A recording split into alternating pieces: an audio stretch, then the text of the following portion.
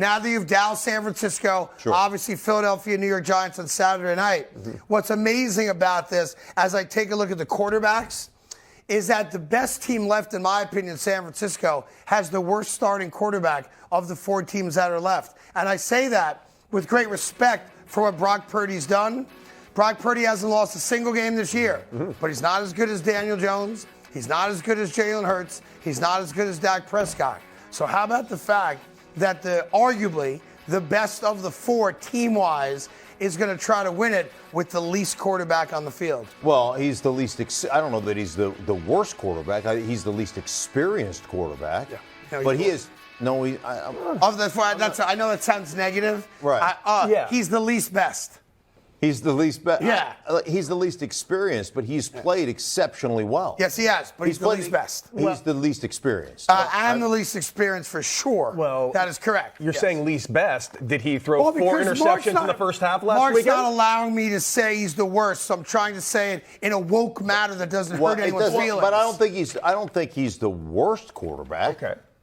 He's of the 4, he's not the best. Okay, so I'm just pointing out that it's interesting to me that the team most people think is the most complete team, and I wouldn't argue it, has the worst quarterback of the 4 teams left. That's all I'm trying to do. If you put statistically his stats versus Daniel Jones' stats. Daniel Jones wins in a landslide. No, his stats are better. And it's not your stats. Like I'm not a stat guy. It sounded like it, Mr. Analytics.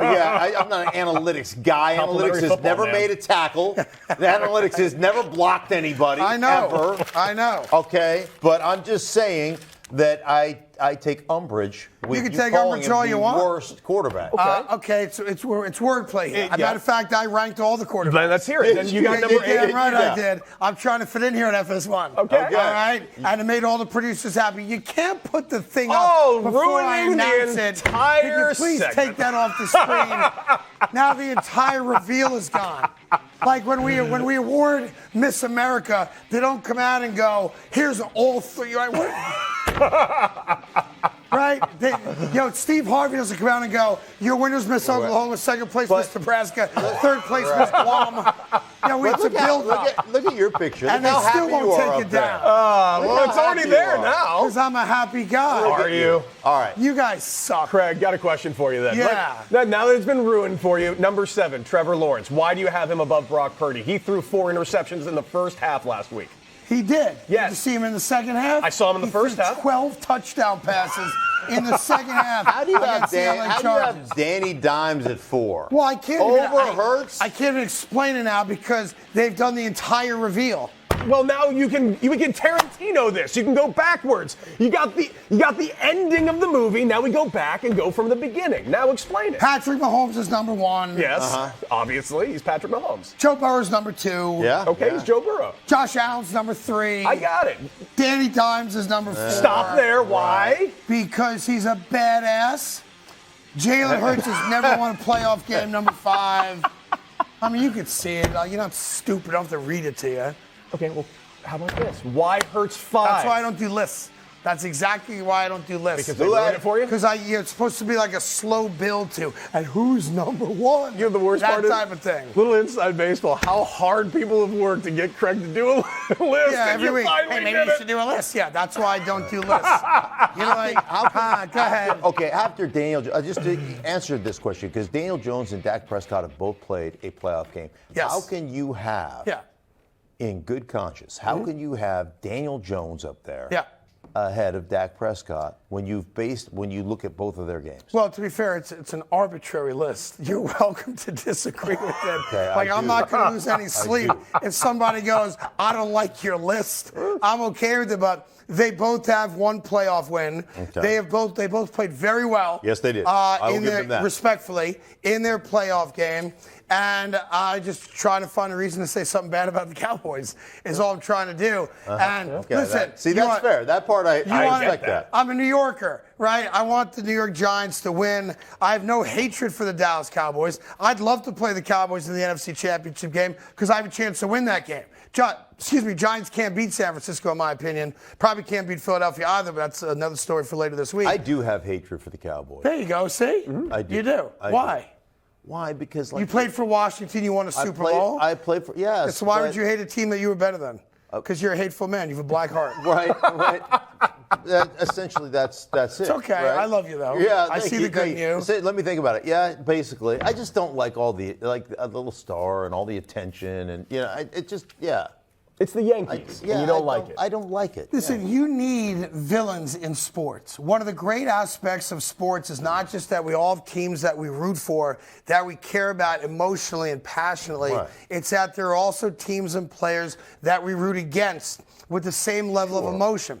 Like Tom Brady is one of those guys. The Dallas Cowboys is a franchise, one of those teams. Notre Dame, Duke basketball. Sports would not be the same if we didn't have hate for a franchise or a player. Hate. It's it different. fuels it's sports us. hate. Yeah. 100% right. Yeah. Like the Denver Broncos hate the Raiders for all the reasons that you need to Google, because I'm not going to waste our time talking about it now, but you lived it. You know what it was like when the Raiders came into town, when they were the Oakland Raiders or the LA Raiders? Sure. It was like a mini Super Bowl. You know what I hated? You know what I hated? I hated going to Oakland.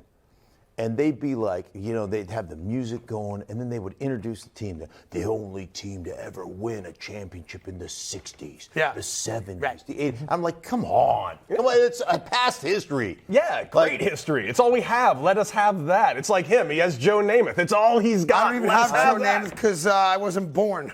Right? I've met Joe Namath. I like Joe Namath. I respect Joe Namath. But Joe Namath won a Super Bowl before I was born. I didn't get it either. The only thing we did in 1969 after I was born is, walk on the moon, allegedly, and have Woodstock. Two of the greatest things in this country's history. But here's the reality. Mahomes is number one. No one's going to argue that, right? Nobody argues that. 2 and 3, you want to trade him. I'm good with that. But no, obviously, I think you're Joe right. Burrow's 2. Yeah, I think he doesn't turn the ball over as often as Josh Allen. He's not as careless with the ball. Josh Allen slides right into 3. Danny Jones, I know you want to argue it, but if he plays the way he played against Minnesota, the Giants become a very difficult out for any of the remaining teams. Jalen Hurts has only played in one playoff game in his life, threw 2 picks in that game. This is a big moment for Jalen Hurts to finally quiet whatever skeptics are left.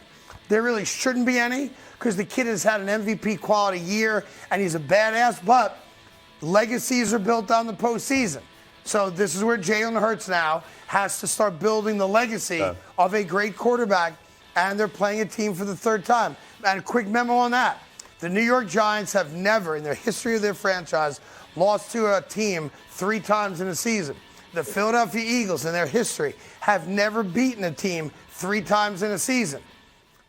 Now, there's an asterisk to both those facts. Neither team has ever played anyone 3 times in a season. Just being fair and honest with the audience, that's good. as I'm supposed to be. And then just to wrap up the top 8, where did I go? I went Dak 6, Lawrence 7. Purdy has only played 6 games, so you can't put him anywhere higher than 8. And that's not a knock. Yeah. Obviously, you're down to the final 8 teams of football. It's pretty damn good. Yeah. You're right about that. And Purdy is the least experienced, but he does probably have arguably the best overall football team. Least experienced, best football team. So, I mean, again, he's got a playoff victory under his belt. Yes, he does. He has not lost. And had a great second half, too. Right. Because that first half, let's be honest, he was a little off. It wasn't perfect. They were losing at halftime. There were some throws he made in that first half that easily could have been picked off. Like, easily could have been picked. And that could have been one of those situations that we're talking about, like we did with Lawrence. Like, how's he going to respond to this first half? Like, how's he going to respond to that? Now, I mean, that didn't happen, obviously, and he's played really well. Well, now you have to go against a better defense and the Cowboys. Real quick, what do you got? The thing that intrigues me the most is your Jalen Hurts thing. Is he out of sight, out of mind for you because he hasn't played much lately? You were calling him MVP 4 weeks ago. No, he just plays for the Eagles, so I'm finding a way to be critical of the Eagles. That's all that is. Because I like Jalen Hurts a great deal. I think the criticism of him has been unfounded since he became a pro. And let's not forget 2 years ago when Doug Peterson, now the Jaguars head coach, pulled Jalen Hurts off the field to specifically screw the Giants out of a playoff spot. This is the revenge game for the New York Giants Saturday night against those same Philadelphia Eagles. Hey there, thank you so much for watching The Carton Show. You can subscribe right here to get all the latest bits and segments from the show. And by the way, while you're at it, we have a lot of great shows on FS1, so check them out too.